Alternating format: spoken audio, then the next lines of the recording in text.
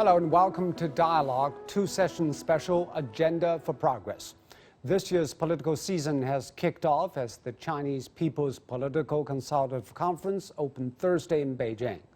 But how do political advisors contribute to policy making in China?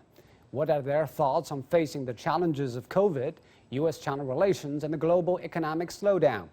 And as changes are made to Hong Kong's political process, what is the new recommendation that only patriots can run for office about? And in what direction will Hong Kong elections evolve?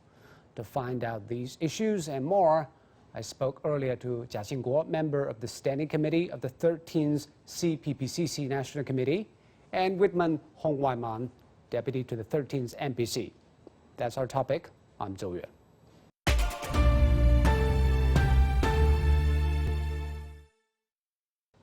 This is China's political season, and the legislators and political advisors would be discussing and debating China's policies for the new year. So, Mr. Zhao, I know that you've been serving as the political advisor to CPPCC. How would you define your role in China's politics, and what proposals brought this year? Well, first to study and to analyze the situation, and especially within my field of specialty, and then come up with some proposals for policy change. This year, I think I'll bring two proposals relating to promoting people-to-people relations between China and the outside world. There are a lot of restrictions. I think some of the restrictions should be moderated and lifted, and so that we can have more convenient contact. But you think that currently the communication between China and the rest of the world has been compromised, undermined by what? I think there are, you have people in, for various kinds of reasons, political, security, in not just China, but also in other countries. They impose various kinds of restrictions for political and security reasons.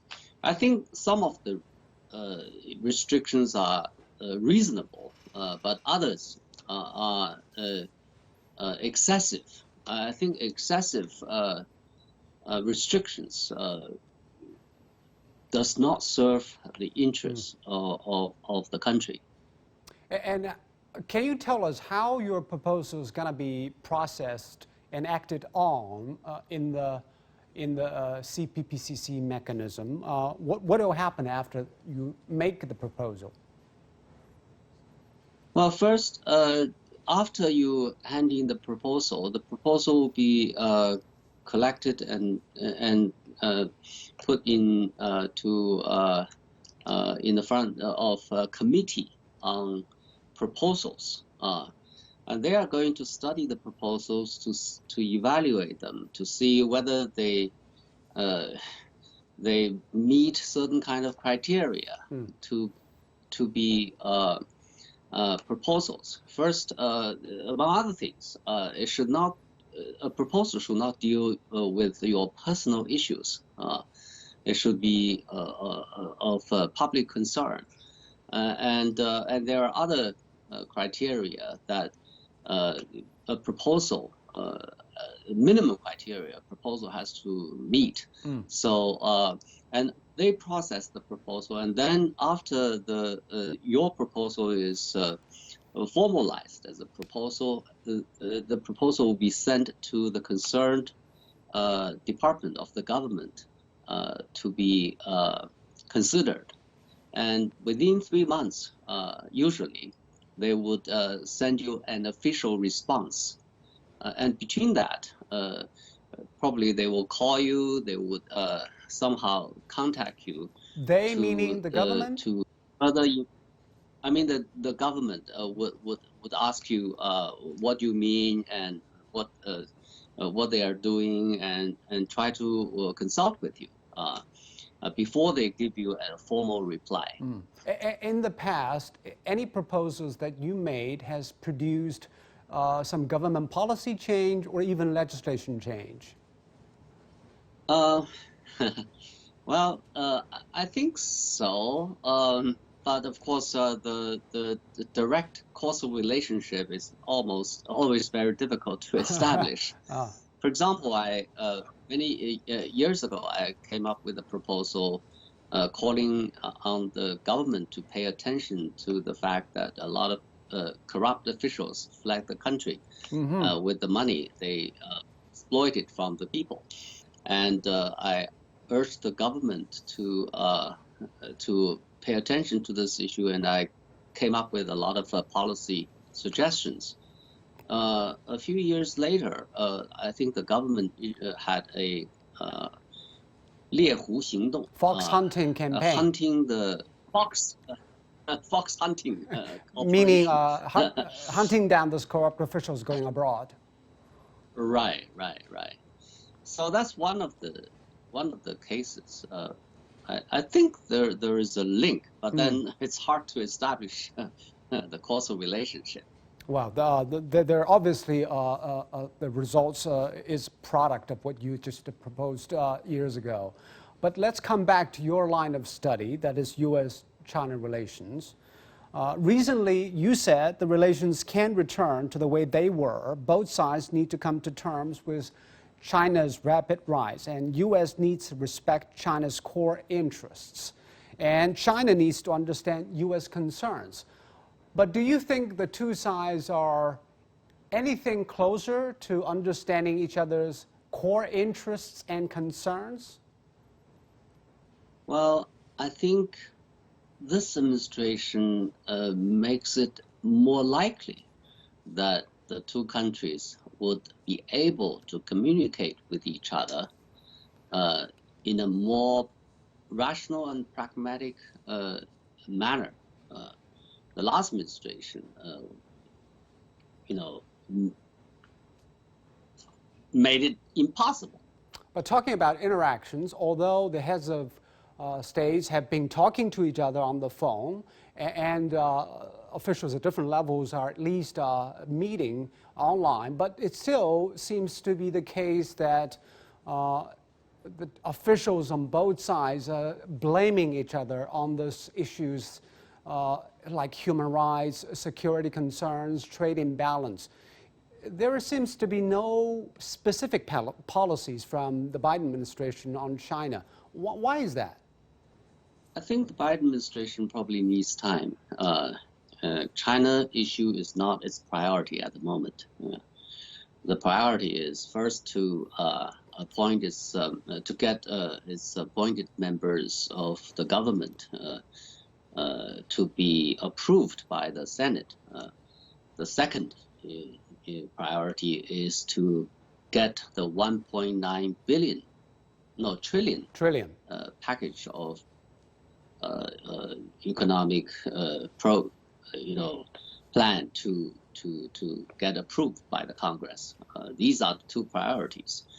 I think only after these two things are done will the Biden administration have time to deal with the China issue. And about the technological cooperation, Biden has recently keep mentioning that there should be a secure supply chain, implicitly suggesting that exposure to China is a risky move for the United States. And China is also talking about dual circulation. So in this year's political session, how much of focus would be on building a self-sufficient or even independent technological standards and system here in China?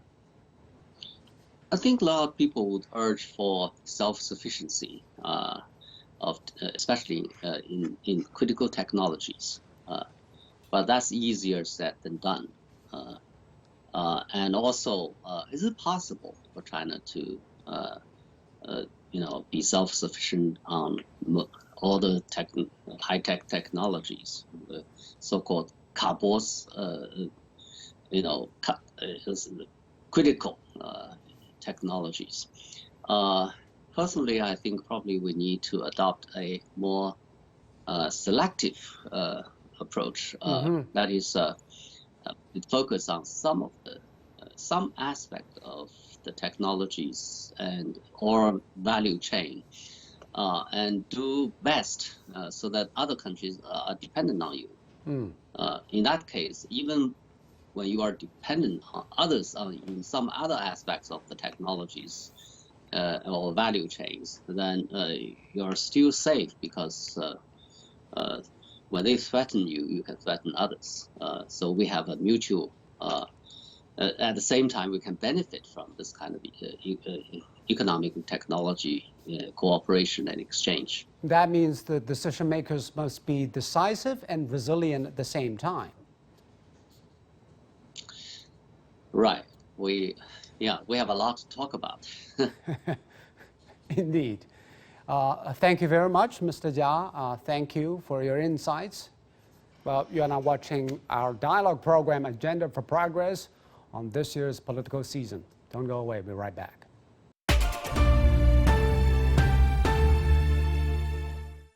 So let's talk about Hong Kong. To improve the electoral system in Hong Kong, one of the new requirements for candidates in this coming elections is they must be patriots. But Mr. Hong, how do we define what a patriot is and what are the criteria? Who is doing the defining? Well, first of all, it's not a new requirement. If we study the history of the Joint Declaration, even before that, when we say Hong Kong people running Hong Kong as per Mr. Deng Xiaoping in 1984, I think, June, there's an assumption the people who's running Hong Kong are all patriots. So this is the underlying assumption for Hong Kong people running Hong Kong. So it's nothing new, except this time it's re-emphasized because perhaps over a long period of time, people have forgotten that this was one of the assumptions. As to how to define, Mr. Xia Baolong just recently, of course, I think it still has to go through a legal process and making it into legal wordings. But basically, what I say is it's very wide for the definition. Basically, you need to respect your own nation, you need to respect the constitutional system, and then you have to protect and support the security and interests and sovereignty of the nation. Okay, and then last one, which was also in line with what Mr. Deng Xiaoping said, is to have to maintain and support the prosperity and stability of Hong Kong. As you said, the message is always there, only this time it is being re-emphasized. But is it an answer to a new situation? As Hong Kong Chief Executive Carrie Lam said, it is crystal clear that we have reached a stage where the central authorities will have to take actions to address the situation. So what is the situation she is referring to, and why does the electoral system require improvement? I think what we have found, especially in the past 2 years, there are numerous people who are part of the governance, including the different kind of district councils or legislative councils or other, governing bodies, have demonstrated they are not patriots. Okay, they're asking foreign powers to intervene in Hong Kong. They're asking for foreign, governments to sanction Hong Kong. And also there were a group of people who had supported unlawful, demonstrations and riots to the extent that the purpose was to destroy Hong Kong, basically, together. So if you look at some of these declarations of just before last year's re-election, there were people who were planning of this. They will veto any proposal made by the government, so as to make it, paralyze it, basically. So this new situation, this kind of observation, so make the people of Hong Kong and the central government notice there are certain non-patriots in our system. And earlier you said the improvements still have to go through a legislative process, and you yourself are part of the legislative body. So Can you tell us what the legal basis is for the changes and what will the legislature do? First of all, I'm also a law graduate. So if you think about it, this is the original legislative intent, which is having this both the basic law and the assumption of Hong Kong people running Hong Kong, right? It's based on that these people, these Hong Kong people, are patriots. So somehow we have to put it into a system so that, for example, before any election, or if there are certain people who have been, either decided by a court or some other body that they are not patriots or they are doing things which is hurting the nation and Hong Kong, they need to be, banned from election or removed from office. So are you saying the courts will have the say on whether any politicians or candidates are patriots or not? I think it's probably a due process. If you look at in the past, what happened is that the election officer, which is like a mid-level official in Hong Kong, they will decide based on basically the brochures, the declaration, and the past activities of a certain candidate to decide whether they are eligible. In those days, the definition of patriots has not been, widely spread, but what they're saying at least is if they have been not respecting the basic law. Okay, and of course, in those cases, in some candidate actually went to the court for judiciary review. Okay, and then subsequently was ruled by the court. So I think in Hong Kong, we practice a common law still, so it needs to be a process. For those opposition who think differently about Hong Kong's future and the system, what does it mean for them? Will they be able to evolve and be patriot candidate, or they will be sidelined? I think it's their own choice. I mean, if you think about, ever since the return to the motherland, it's more than 20-something years. I mean, for a very long period of time, we have these opposition people in the legislature and in various other bodies. As long as they still support the one country, two system, the motherland, the nation, and also the constitutional system and design, I do not see any reason why they cannot be included. What we're seeing, though, in the past 2 years, are people are fundamentally challenging the original constitutional design, including asking for independence of Hong Kong. Now, that, I think, will certainly be out of line. I think we still need time to both sides, I mean, both the opposition side and also the legislature and the administration to obviously study the new definition in text and words. And they may oppose the current administration government. They may oppose the current chief executive, but they do not oppose the constitutional design. They do not oppose to Hong Kong is part of China, and they do not oppose to basically the rights and the power of the central government. I think that is important. Of course, public sentiment is something that we must take notice of. Although the text of the legislature is not being announced, but what is your sense of public mood towards such a change? It's quite divided. I mean, as just Hong Kong, the whole Hong Kong is very divided. Those who are supporting the government in the past or supporting the central government in the past welcome, and actually we were asking for this. Okay, people are saying, screaming that it can be done because we always said, why are we having these people who want to hurt Hong Kong still in a position that is governing Hong Kong? Okay, but of course, on the other hand, the oppositions are not all of them, but a great majority of them, it's obviously opposing this. But let's not forget, public sentiment is important, but sometimes public sentiment moves from time to time. And as long as we define very clearly why it needs to be done, and then how it will be done, and then and let's look at the effects of that, and then see. One of the things that's if you remember 2019, when they have riots, when you have petrol bombs falling on the street, people of Hong Kong are asking why. Why do we in Hong Kong need to face this? Now, with the introduction of the national security law, plus this new requirement, I think that will definitely return Hong Kong to a much more peaceful environment. And then we need time to sit down and solve our own problems. And there is the public conception and perception about political differences. One striking example is how the protests in the U.S. Capitol is understood and how the Hong Kong Legislative Council's storming is understood in the world. Do you sense there is striking double standards towards those issues, but in essence, they are the same thing?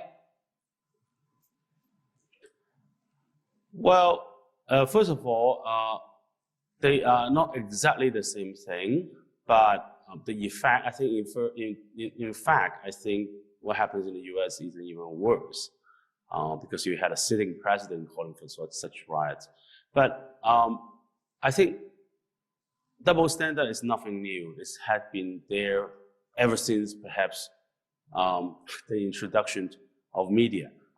So I'm not surprised at all when the Western media, or the mainstream Western media, is reporting this way. Okay, and then there was a lot of jokes as well. It's not just about Hong Kong, it's about Tibet, about Xinjiang, about all the things. Anything related to China, there's always a double standard. So I'm somehow accustomed to it. And the fundamental principle governing Hong Kong is still one country, two systems. But some Western critics now saying what it is being done in Hong Kong is the shrinking of the one country, two systems principle, because there's no differences between Hong Kong and the rest of the China. What do you think? Well, first of all, those people need to come to Hong Kong and have a look themselves first. I wonder if they have ever, done a real visit and then compare Hong Kong and mainland China, because it is very different. But having one country, two systems, if you read the exact wordings, is Hong Kong having a capitalist system, right? Mm-hmm. It doesn't mean that you can have non-patriots running Hong Kong. And secondly, one have to understand is Hong Kong enjoy a high degree of autonomy as granted by the basic law. A high degree of autonomy means anything from 25% to 99%. It's definitely not 100%. Mm-hmm. So, and I think that there needs to be a flexibility in that as well, because otherwise you will say, okay, exactly what kind of autonomy is given. But instead of saying that, it gives this descriptive thing called, high degree. And then we have high degree. Ever since 1997, has the central government ever appointed a chief executive from mainland? No, right? They appointed the local electorate. Unlike our English friends who were appointing every governor and, to that matter, some middle-level officials from England. Mm-hmm. I remember, before I was young, before I was born, I think, even police inspectors were recruited in the UK. Okay, and here we have our independent judiciary system, right? The just retired was the Chief Justice, Mr. Ma, had say very clearly that the judiciary in Hong Kong had never received any kind of influence from the central government or the mainland. So this is the high degree of autonomy and it is there. So I think this demonstrated that Hong Kong still have a very high degree of autonomy. And also, we still have our own currency, we have our own banking regulation, we have our own law, we even have a different law system, right? We still practice the common law. So all these things are still there. And of course, one country, two system is in practice, and in practice, everything changed now and then because there's a need for such changes. It cannot be a candid version of 1992, and then you just keep it that way for the rest of the life of Hong Kong, right? So we need to adjust, and this time I think this kind of electoral reform is one of the adjustments to reflect the need as observations and situations had arisen. And about Hong Kong itself, it used to be the most vibrant financial economic center in East Asia, but of course its economy has been badly hit by COVID and also the political turmoil in the city. How is it doing now? It's I wouldn't say it's recovering because the COVID is still it's not very serious, but there's a lot still measures against COVID. Therefore, people, for example, we can only dine until 10 o'clock and only 4 people at one table. We're trying very hard to contain and hopefully, well, I wouldn't say eradicate, but at least minimize the COVID. Vaccines are being introduced in Hong Kong since last week. Okay, now it's just the elderlies and the doctors and nurses and medical staff. But and later it will be available to all Hong Kong people. And hopefully, after the vaccines are widely spread, then we will contain and minimize the COVID number, so as the travel restrictions will be lifted. I'm hopeful, but I think that will probably happen at least in June or maybe even July, earliest. And you have been serving as an NPC deputy. That is also means that you're involved in national politics. So apart from improvements in the electoral system in Hong Kong, what are the other issues that you're invested in and interested in? Yeah, this year actually I have quite a number of suggestions that I'm going to submit in the NPC. One was related to COVID. Basically, what I'm suggesting is to introduce a vaccine passport/vaccine traveling document, so that people who have been vaccinated can actually travel and do not need to sit through the quarantine. Okay, so this one, I think, on one side it helps the economy. On the other side, it provides a good reason for people to be vaccinated. And then some others is mainly about the Greater Bay Area. I'm proposing to issue a travel document, travel card to all foreign nationality people in Hong Kong who are permanent residents, as well as those people who have been admitted to Hong Kong on a working visa in science and technology. Because what we have is that I have a lot of friends who, he came from England 40 years ago, but still he doesn't have a Chinese passport, and every time he crosses the border, he has to use his British passport and get a visa, and then he had to queue. Whereas we in Hong Kong, the local Chinese residents, we can use a travel card and then go through the machine. So I think it only makes sense to actually issue a different kind of card, of course, but then to these foreign nationality holders, so that they can enjoy the privilege of actually traveling freely in the Greater Bay Area, which is very important these days. And that's it for the special edition of the 2 sessions for Dialogue. I'm Joe in Beijing. Thank you for watching. Goodbye.